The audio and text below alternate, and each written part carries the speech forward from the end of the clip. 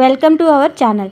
ఈరోజు మనం ఈ వీడియోలో డిఎస్సికి ఇంపార్టెంట్ అయిన పర్స్పెక్టివ్స్ ఇన్ ఎడ్యుకేషన్లో భాగంగా విద్య భారతదేశ చరిత్ర అనే అంశానికి సంబంధించి ఆధునిక భారతీయ విద్యా విధానం గురించి తెలుసుకుందాం.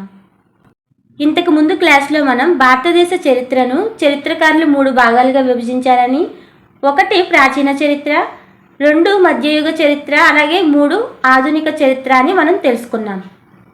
అయితే మనం ప్రాచీన చరిత్రలో భాగంగా మనం ఏం తెలుసుకున్నాం? వేద విద్య గురించి తెలుసుకున్నాం, అలాగే బౌద్ధ విద్య గురించి తెలుసుకున్నాం. మనం వేద విద్యలో తొలి వేద కాలంలో విద్య ఎలా ఉంది, మలివేద కాలంలో విద్య ఎలా ఉంది తెలుసుకున్నాం. తర్వాత మనం మధ్యయుగ చరిత్రలో భాగంగా ఇస్లాం విద్యా విధానం గురించి తెలుసుకున్నాం. ఈ వీడియోలో మనం ఆధునిక భారతీయ విద్యా విధానం గురించి తెలుసుకుందాం. మనం ప్రాచీన విద్య ఏన్షియంట్ ఎడ్యుకేషన్లో భాగంగా వేద విద్య అలాగే బౌద్ధ విద్య గురించి తెలుసుకున్నాం. మిడివల్ ఎడ్యుకేషన్లో భాగంగా మనం ఇస్లాం విద్యా విధానం గురించి తెలుసుకున్నాం.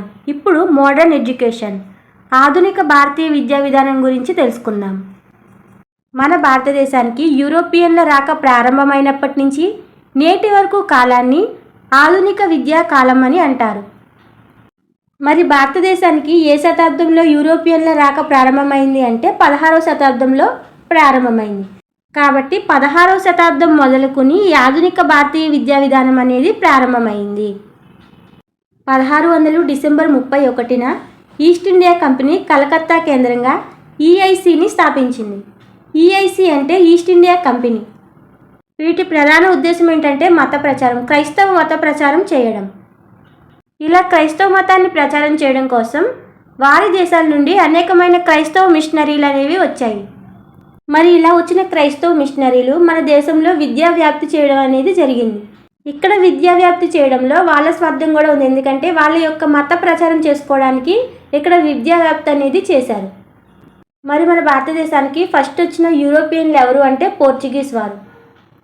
ఇక్కడ విద్యా వ్యాప్తి కోసం అలాగే క్రైస్తవ మత ప్రచారం కోసం పోర్చుగీస్ నుంచి వచ్చిన క్రైస్తవ missionary saint father Francis Xavier missionary. ఈ పోర్చుగీస్కి చెందిన సెయింట్ ఫాదర్ ఫ్రాన్సిస్ జేవియర్ క్రైస్తవ మిషనరీ ముంబైలోని బంద్రా ప్రాంతంలో 1575వ సంవత్సరంలో సెయింట్ ఆన్స్ కళాశాలను ప్రారంభించింది. అదేవిధంగా కొచ్చిన్ వద్ద ఒక ప్రింటింగ్ ప్రెస్ని కూడా ఏర్పాటు చేసింది. అదేవిధంగా ఈ పోర్చుగీస్ వారు 3 సంవత్సరాల తర్వాత 1578లో గోవాలోని చౌల్ అనే ప్రాంతంలో ఒక కళాశాలను నెలకొల్పారు. ఈ కళాశాలలో పోర్చుగీస్ మరియు లాటిన్తో పాటు తత్వశాస్త్రాన్ని, తర్కాన్ని కూడా బోధించేవారు.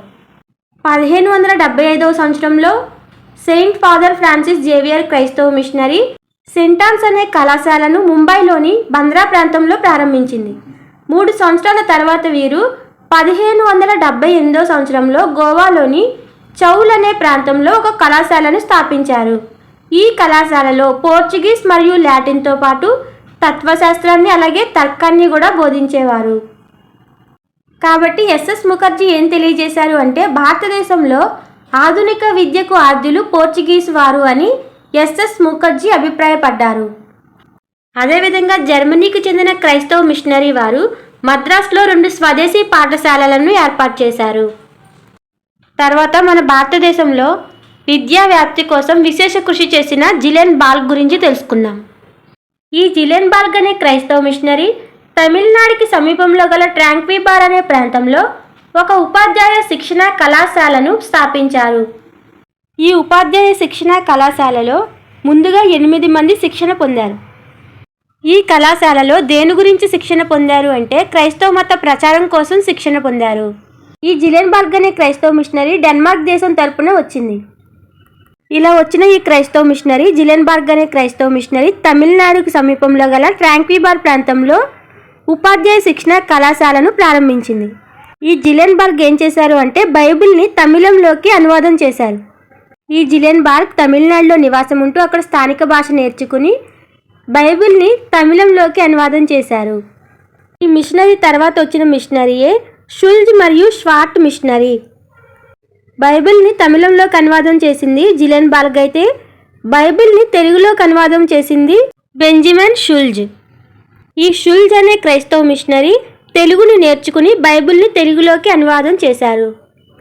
వీరు స్థానిక భాషలు నేర్చుకుని స్థానిక భాషలో బైబిల్ని ఎందుకు అనువాదం చేశారు అంటే స్థానిక ప్రజలు బైబిల్ని చదివి అందులోని సారాన్ని అర్థం చేసుకుని క్రైస్తవ మతం పట్ల ఆకర్షితులవుతారని ఈ విధంగా అనువాదం చేశారు. ఇది కూడా డెన్మార్క్కి సంబంధించిన క్రైస్తవ మిషనరీయే. ఆధునిక భారతదేశ విద్యా చరిత్రలోనే మొట్టమొదటిగా ప్రాథమిక పాఠశాలను ఎవరు నెలకొల్పారు అంటే స్వార్ట్. ఎక్కడ నెలకొల్పారు అంటే తంజావూరు, రామనాథపురం, శివగంగ ఈ 3 ప్రాంతాల్లో కూడా నెలకొల్పారు. తంజావూరు, రామనాథపురం, శివగంగ. భారతీయులకు వారికి ఏదైతే మాతృభాష ఉంటుందో ఆ మాతృభాషలోనే విద్యను అందించాలని ఎవరు ప్రకటించారు అంటే స్వార్జ్. దీన్ని వ్యతిరేకిస్తూ తంజావూరుకి చెందిన డెన్మార్క్ కంపెనీ అధికారి అయిన సల్లీవర్ ఆంగ్లంలో విద్య ఉండాలని తెలియజేశారు. మనం ఇందాకడే తెలుసుకున్నాం కదా 3 ప్రాంతాల్లో పాఠశాలలు నెలకొల్పారని. ఒకటి తంజావూరు, రామనాథపురం, శివగంగ. ఇందులో తంజావూరులో నియమించిన అధికారి మాతృభాషలో కాకుండా ఆంగ్లంలోనే విద్య ఉండాలని వ్యతిరేకించారు. ఇలా వ్యతిరేకించడంతో ఇది ఒక వివాదానికి దారితీసింది. వీరి తర్వాత మనం ఆంగ్లేయుల విద్యా వ్యాప్తి గురించి తెలుసుకోవాలి. మనకి తెలుసు ఆధునిక భారతీయ విద్యా విధానం అనేది 16వ శతాబ్దంలో ప్రారంభమైంది.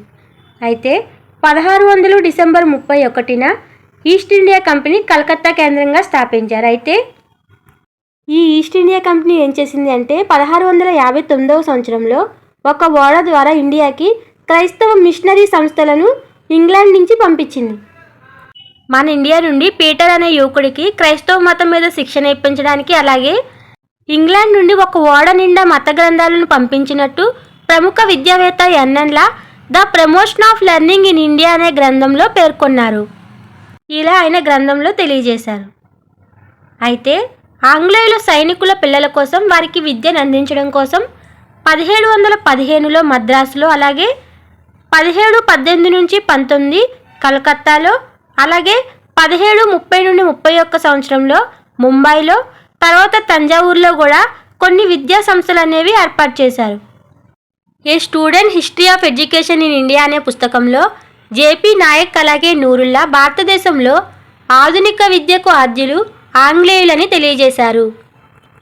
పోర్చుగీస్ వారి ఆద్యులని ఎస్ఎస్ ముఖర్జీ తెలియజేస్తే ఆంగ్లేయులే ఆద్యులని ఎవరు తెలియజేశారు అంటే జేపీ నాయక్ అలాగే నూరుల్లా.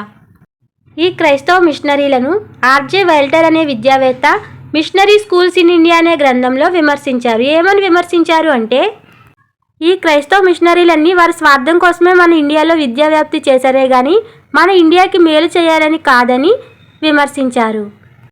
వలసవాద విద్యా విధానం. ఈ వలసవాద విద్యా విధాన కాలం 1764 నుండి 1947 మనకి స్వాతంత్రం వచ్చే వరకు.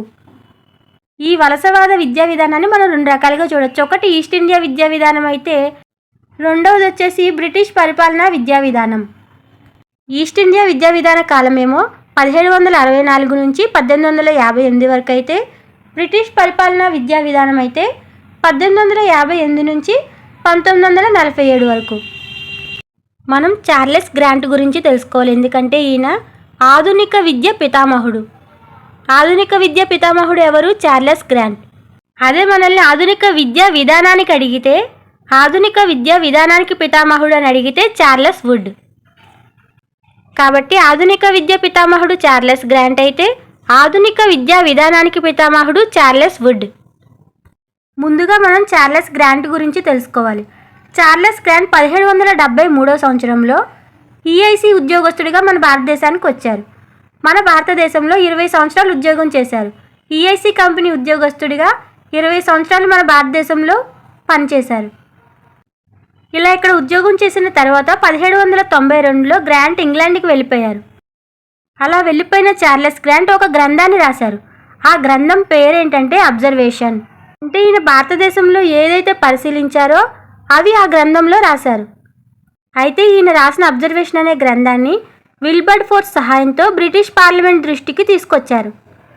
మరైతే ఆ గ్రంథంలో ఏమున్నాయి అంటే కొన్ని ముఖ్య అంశాలు ఉన్నాయి. ఏమైతే భారతదేశంలో పరిశీలించారో అదే ఆ గ్రంథంలో రాశారు. ఏమనంటే భారతీయులు దౌర్భాగ్యమైన నీచ స్థితిలో జీవిస్తున్నారు. అక్కడ క్రైస్తవ మత స్వేచ్ఛ కావాలి. ఈ అబ్జర్వేషన్ అనే గ్రంథంలో ఇంకొక ముఖ్యమైన అంశం ఏమిటి అంటే ఆంగ్ల భాషలో విద్యా విధానం నూతన విజ్ఞానానికి తాళం చెవి లాంటిది. ఇలా చార్లెస్ గ్రాంట్ తెలియజేయడం వల్ల మన పరిస్థితి ఏంటి అనేది బ్రిటిష్ పార్లమెంట్ దృష్టికి వెళ్ళింది. ఇక్కడితో మనం ఆధునిక భారతీయ విద్యా విధానం గురించి అలాగే క్రైస్తవ మిషనరీల గురించి తెలుసుకున్నాం.